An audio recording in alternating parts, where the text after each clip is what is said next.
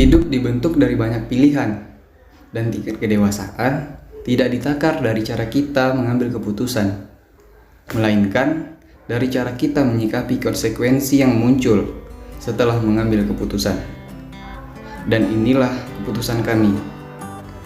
Anggi, Salia, Aldo, Ica, Dorel, Setio,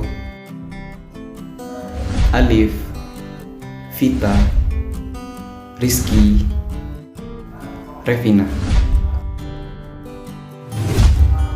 Setelah melewati banyak ruang diskusi, kami pun berkunjung ke Pangkal Babu. Kunjungan yang pertama, kami lakukan dengan hanya sebagian tim saja, dengan menggunakan sepeda motor. Kami pun disambut dengan rintik hujan ketika tiba di Kuala Tungkal. Sesampainya di rumah salah seorang warga, dengan kondisi yang begitu mengesankan, becek lumpur memenuhi setengah tubuh kami. Kami pun berusaha untuk menemui beberapa orang yang dianggap penting. Namun, kami hanya bertemu dengan salah seorang dari mereka. Kami di sana selama 2 hari 1 malam, dengan kondisi tidak sama sekali membersihkan diri. Hal unik yang baru kami rasakan ketika Anggi sedang memenuhi panggilan alam di atas jamban. Di bawahnya, Rizky sedang mengambil air untuk cuci kaki. Struktur rumah di pinggir anak muara ini memang unik, sehingga sirkulasi air benar-benar alami. Kami pun disambut dengan begitu hangat dan silaturahmi yang dibatasi oleh waktu. Kunjungan berikutnya, kami mulai mendapati banyak sekali hal-hal baru yang sebelumnya luput dari perhatian. Betapa unik desa yang akan kami berdayakan dengan semua potensi yang dimiliki. Alam, manusia, hingga budaya. Pada kunjungan ini, kami tidak langsung ke lokasi pengabdian, tetapi kami berkunjung ke kota Kuala Tungkal dan menginap selama beberapa hari di sana. Dikarenakan ada beberapa pihak terkait yang harus kami temui. Pada hari terakhir kunjungan ini, pagi harinya kami baru memasuki lokasi pengabdian dan kembali bersilaturahmi lebih banyak ke rumah-rumah warga yang menyambut kami dengan beberapa pertanyaan. Dari sini, cerita dimulai. 7 November 2020, Mentari menghantar kami menuju lokasi pengabdian. Di atas mobil pick-up milik Bang Arifin, kami mulai merekam cerita dari setiap yang tertangkap mata, menyimpannya di dalam ingatan, berharap kelak akan menjadi sesuatu yang dapat dikenang. Kami tiba ketika Mentari sedang terik-teriknya. Karena kendaraan beroda 4 tidak bisa masuk lebih jauh, kami memutuskan untuk menyusuri jalan setapak bercampur tanah yang licak menuju titik lokasi. Kami terpaksa harus berjalan kaki kurang lebih selama 1 jam karena tidak ada pilihan lain. Oh iya, kami juga membawa 1 sepeda motor untuk keperluan keluar masuk desa. Di medan jalanan yang buruk, Alif dan Anggi benar-benar berjuang membawa tumpukan ransel yang berisi kebutuhan hidup kami selama di sana. Ketiga kali kami ke Pangkal Babu menggunakan 1 motor dan 1 mobil. Mana yang lain? Tadi berteduh dulu. Belum masuk nian. Belum, kami menunggu kalian. Alif mana, Alif? Alif itu sedang bercengkrama. Ini apa kapasitnya? Hah? Kurang kayaknya. Masyarakat benar-benar antusias menyambut kedatangan kami. Beruntungnya, di malam pertama, kami dapat menyaksikan tradisi masyarakat setempat saat tasyakuran khataman Al-Quran oleh seorang gadis kecil. Salah seorang anak dari penduduk desa tersebut dengan mata kepala kami sendiri. Usai tradisi tersebut digelar, kami tenggelam ke dalam perbincangan yang hangat dengan masyarakat sekitar hingga larut malam. Atas nama etika dan norma, tempat tinggal kami dipisah. Laki-laki menginap di rumah Bang Umar selaku guide, sedangkan perempuan di rumah Pak Sulaiman selaku imam masjid. Pangkal Babu berjarak sangat dekat dengan pusat kota. Namun ironinya, di sini masih belum ada listrik dan jaringan internet. Masyarakat dapat menikmati listrik menggunakan diesel dari pukul 6 sore hingga pukul 11 malam. Internet, antena adalah kunci. Selebihnya gelap dan jauh dari peradaban dunia maya.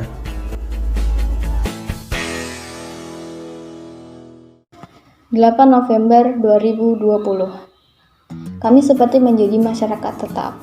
Bagaimana tidak? Kami melakukan apa yang mereka lakukan. Seperti Bang Bolong mengajari kami cara membelah pinang menggunakan alat khas yang baru kami temukan di Pangkal Babu. Bertukar cerita dengan Bang Umar, Pak Mekah, Pak Saleh, Kak Yuyun, Kak Ika, Mak Endut, dan yang lainnya. Akan sangat banyak jika kami sebutkan satu persatu.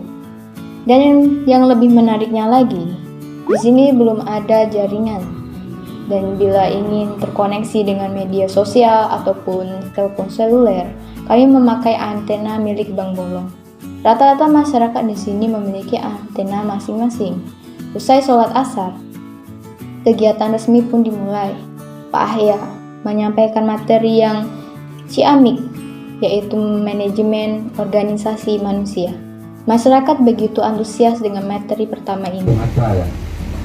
Bang Hatta sebagai ketua perjuangan Takdaris. Senja telah usai diukir. Masyarakat pulang ke rumah masing-masing. Malam telah sempurna. Kami bersilaturahmi ke rumah-rumah. Salah satunya adalah rumah Bang Yudi, pemuda kreatif yang mampu menciptakan karya seni kelas tinggi dari limbah komoditi kelapa batok dan sabut kelapa. Pak Lamin menjadi model topi sabut kelapa. Sayangnya karya hebat ini belum dikenal masyarakat luas. Melalui video ini, semoga kreativitas pemuda di sana dapat diapresiasi dengan baik dan bisa dijadikan cindera mata ketika berkunjung ke Pangkal Babu. 9 November 2020. Sebagian dari kami sibuk masing-masing.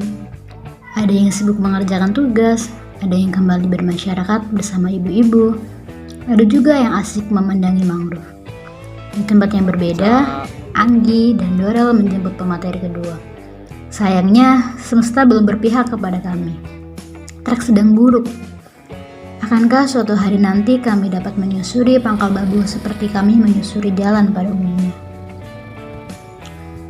Seusai penyampaian materi dari Pak Ade tentang manajemen ekowisata, sebagian dari kami bermain bersama anak-anak menyusuri desa, berfotoria, dan sebagian yang lainnya bermain badminton dan bercengkrama dengan masyarakat hingga maghrib menjelang. Malamnya, teh dan kopi menemani kami di ruang cerita yang gelap namun hangat dengan sesekali ditemani lolongan anjing dan suara jangkrik. 10 November 2020 adalah waktu yang tepat untuk bertualang lebih jauh. Paginya, di kediaman Pak Sulaiman, Aldo datang untuk sekedar menyapa. Karena Aldo memang anak pantai dan bersahabat dengan laut, ia sudah fasih mengemudikan perahu. Tanpa sadar, perahu sudah sampai ke tempat wisata. Aldo tidak sendirian. Ia ditemani oleh Salia dan Revina menyusuri anak muara laut Pangkal Babu. Rupanya, mereka disusul oleh ketek Pak Lamin yang dikemudikan oleh Rizky dengan penumpang yang terdiri dari Anggi, Vita, dan Indah. Mereka tak mau kalah. Sekembalinya mereka dari berperahu, Pak Lamin dan Bang Hatta sudah berada di halaman belakang rumah Pak Sulaiman. Mereka mengajak mencari siput, melaut, dan menikmati panorama mangrove. Sebagai anak bangsa, kami sangat ingat bahwa hari ini adalah Hari Pahlawan. Kalau dikunyah lebih bagus kan? Daunnya. Bijinya. Buahnya apa buah? tapi diguntingnya ini kan diri-dirinya gitu. Oh, Ini kami bawa ada apa lagi? Dapat gunting lagi langsung telah ya. Balik harus gitu nih. dipecah Kita dulu. keripik. Mau daunnya apa? Ini buah. Tapi daunnya tajam, enggak jadi kena santai.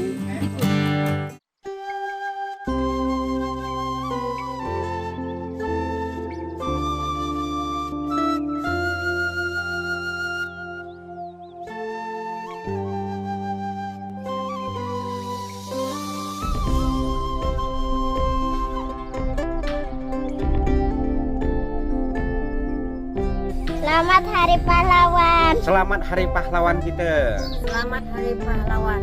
Selamat Hari Pahlawan. Pahlawan adalah orang yang berjasa. Esoknya, untuk sementara waktu cerita ini ditangguhkan. Kami mesti kembali ke Jambi. Dengan banyak pertimbangan, kami memutuskan untuk memilih jalur laut untuk pulang. Setelah berpamitan dengan masyarakat, kami diselimuti rasa haru dan dengan berat hati menaiki pompong yang sudah menunggu di tepian muara. Kami pulang menyusuri jalur laut dengan menggunakan pompong ukuran kecil. Kami bisa melihat bentangan luas laut Cina Selatan dan deretan mangrove yang mulai tergerus. Perjalanan begitu mengharukan. Kepulangan kami dihantar beberapa masyarakat. Bahkan Pak Lamin mengantar kami hingga ke tepian laut dengan lambaian tangan. Sampai jumpa kembali, Pangkal Babu.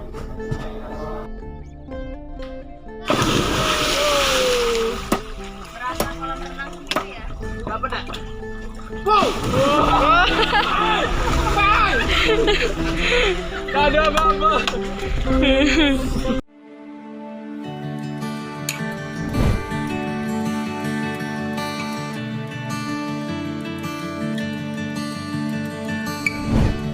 Desember 2020. Perjalanan kembali kami lanjutkan. Kali ini kami bersepuluh menggunakan motor untuk menjangkau Pangkal Babu. Terdengar nekat bukan? Terlebih untuk jalan Pangkal Babu yang sudah kami perlihatkan sebelumnya. Oh iya, kalian sudah lihat video sebelumnya? Kalau belum, silahkan melipir ke kanal YouTube Kampung Konservasi ya. Belum lagi ada 5 perempuan di tim ini. Terdengar seksis ya? Memangnya kenapa dengan adanya 5 perempuan? Itu tidak bermaksud merendahkan atau lainnya. Justru bagus kan? Inilah saatnya untuk membuktikan seberapa tangguh puan-puan tim Go Green. Sejak awal perencanaan perjalanan, kami memang sudah memutuskan untuk menggunakan motor. Tentunya dengan pertimbangan yang matang, meski dengan berbagai risiko yang mungkin saja terjadi. Namun satu hal yang berusaha untuk tidak kami lewatkan, doa. Kita sepakat kalau doa merupakan senjata terampuh kan? Sebelum kita berangkat, ada baiknya kita berdoa dulu. Berdoa, dimulai. Yap, kami bersepuluh sebisa mungkin untuk tidak melewatkan yang satu ini. Dan apabila hamba-hambaku bertanya kepadaku tentang aku, maka jawablah bahwasanya aku adalah dekat. Aku mengabulkan permohonan orang yang berdoa apabila ia memohon kepadaku. Maka hendaklah mereka itu memenuhi segala perintahku, dan hendaklah mereka beriman kepadaku, agar mereka selalu berada dalam kebenaran. Quran Surat Al-Baqarah ayat 186. Dalam hadis, tidak ada sesuatu yang lebih besar pengaruhnya di sisi Allah Ta'ala selain doa. Hadis riwayat Tirmizi, Ibnu Majah, dan Ahmad. 2 kutipan tersebut menjadi landasan kami untuk tidak berhenti berdoa dan berharap kepada Allah. Rasanya 2 kutipan di atas cukup menggambarkan betapa Allah begitu baik dengan hamba-hambanya. Terlebih kami, sangat tidak tahu dirinya kalau kami tidak bersyukur. Maka nikmat Tuhanmu yang mana lagi yang kau dustakan. Tak henti-hentinya harapan demi harapan yang berwujud doa kami langitkan agar semesta berada di pihak kami. Salah satunya dengan menunda turunnya hujan hingga kami bisa duduk dengan tenang di rumah warga yang juga sudah tidak sabar menyambut kedatangan kami kembali. Pangkal Babu, we are coming. Alhamdulillah, perjalanan yang cukup panjang ini hampir sesuai dengan doa-doa yang sudah kami langitkan. Dan yup, Allah mengizinkan langit dan awannya untuk membersamai kami dengan cuaca yang cerah. Matahari bersinar sampai ke jalan masuk Pangkal Babu yang biasanya licak, menjadi kering dan lebih layak untuk dilalui. Setidaknya begitu dibandingkan kalau hujan. 5 Desember 2020. Malam sebelumnya, kami kembali berkumpul bersama warga setempat untuk berdiskusi tentang apa-apa saja hal menarik dan unik menurut mereka yang bisa kami angkat dari kampung tersebut. Berdiskusi memang jadi hal yang paling menyenangkan bagi kami. Antusias warga yang datang begitu tinggi, sehingga banyak sekali masukan yang kami dapatkan. Betapa tidak, dari poin awal yang kami sampaikan, rupanya itu hanyalah sedikitnya. Ada banyak sekali potensi yang lain dari kampung ini. Kuliner, flora, fauna, budaya, dan yang paling utama, manusianya. Namun semua ini luput dari pandangan orang-orang yang mestinya mengerti dan memiliki banyak kelebihan dalam hal ini. Kalian pasti tahu. Malam itu juga, kami membentuk beberapa tim untuk paginya menjalankan misi dan berkegiatan sesuai dengan yang sudah kami konsepkan sebelumnya. Tim pertama, Anggi, Dorel, Revina, dan Setio, bertugas ke sekolah dasar untuk memberikan edukasi kepada siswa-siswi terkait ekowisata, khususnya wisata mangrove yang ada di Pangkal Babu. Tim kedua, Aldo dan Vita, ikut Pak Sulaiman untuk melaut menggunakan perahunya. Lalu tim selanjutnya ada Alif dan Ica, berkeliling melihat kegiatan masyarakat di daratan, seperti mengopek kelapa. Sedangkan Rizky dan Salia mempersiapkan berbagai kebutuhan dan peralatan untuk rangkaian kegiatan sekolah konservasi dan pembuatan ekobrik. Assalamualaikum warahmatullahi wabarakatuh.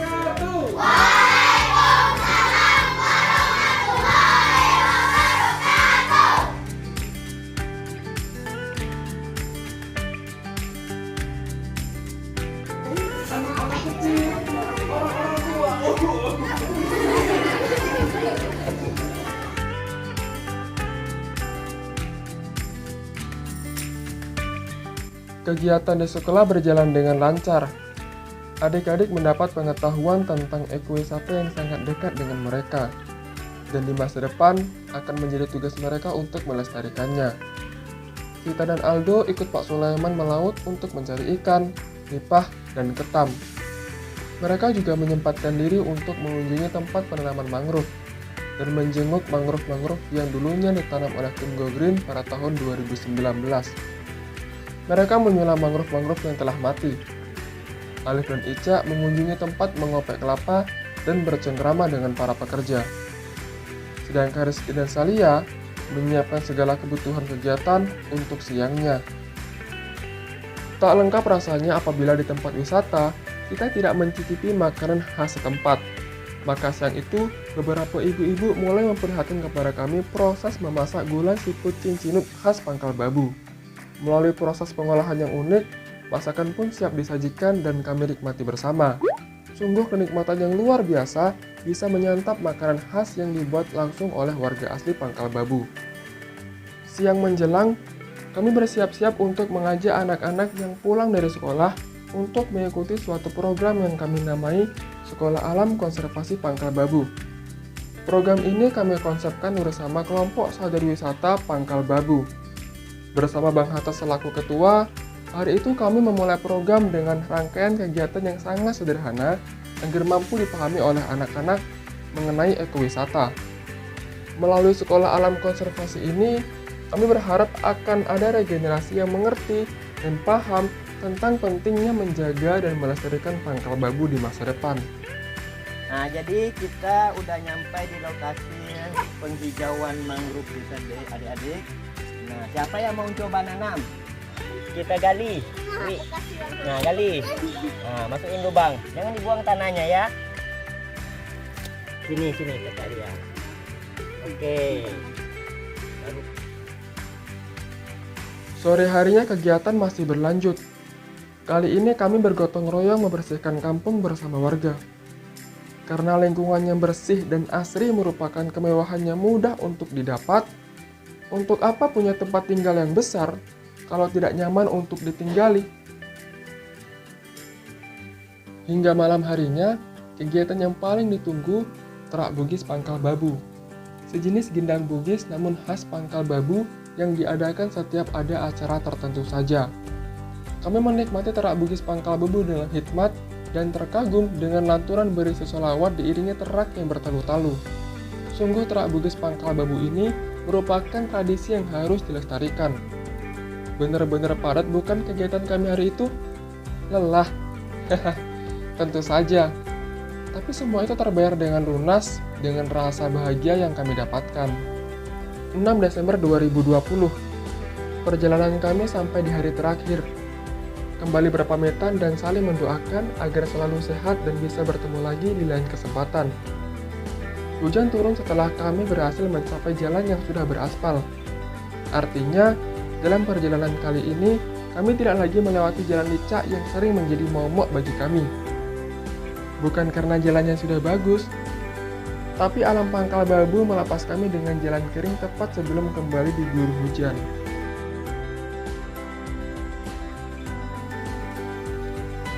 Sebelum benar-benar pulang, kami sempat berkunjung sebentar ke Waterfront City. Dari sana, kami bisa melihat deretan mangrove di tepian Laut Tungkal. Seolah-olah kami bisa memandang Pangkal Babu dari kejauhan. Anehnya, rasa rindu sudah mulai muncul saat kami masih berpijak di kota yang sama.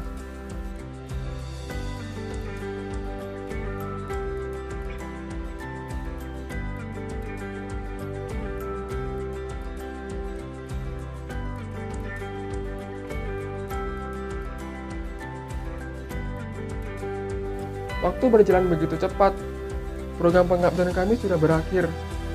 Namun sejujurnya, pertanyaan-pertanyaan juga sudah mulai muncul. Bagaimana ya Pangkal Babu di masa yang akan datang? Apakah program yang sudah kami jalankan mampu memberikan dampak yang bisa dirasakan masyarakat? Satu hal yang pasti, Pangkal Babu memberikan kami kenangan-kenangan yang akan mengukir senyuman saat kami mengingatnya. Terima kasih Pangkal Babu sudah mau menerima kami. Pemuda yang hanya berbondol mimpi dan semangat, namun kami merasa disambut dengan rasa hangat dan banyak hal yang luar biasa. Kita jumpa lagi ya.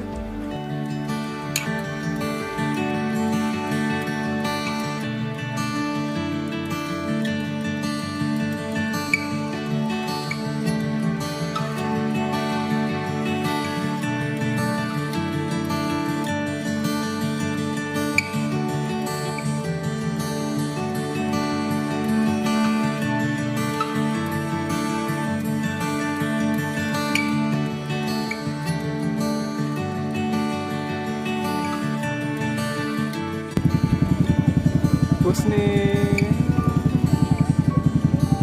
gimana Husni? Gimana? Seru? Gimana perasaannya? Bahagia. Bahagia?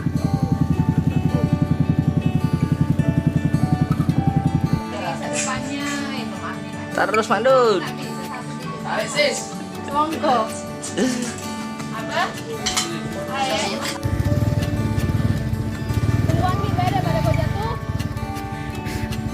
Semangat Dorel, Pak Pres.